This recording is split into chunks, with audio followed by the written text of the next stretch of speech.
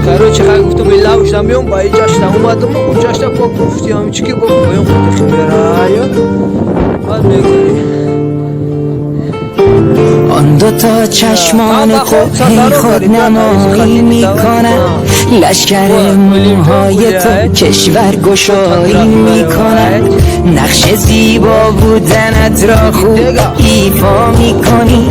با نمایش نامت در شهر اوقا میکنی من به زیر پای تو هی فرش قرمز میکشم روی شنهای دلم یک بی تو هرگز میکشم من هوای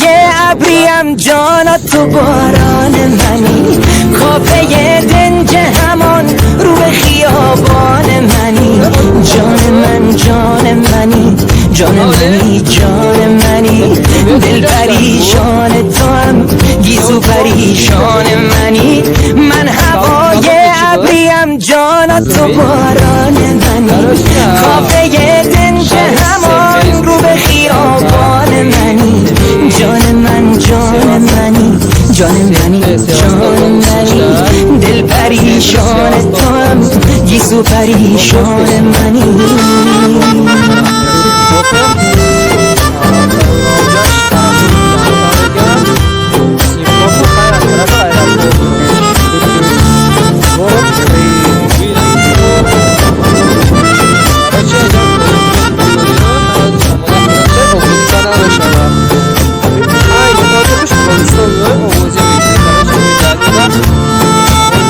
التماست میکنم انقدر زیبا نباش تا بخندی و بگویی جان من ترسو نباش آمدی در قلب من خانه تکانی میکنی آخرش ایشان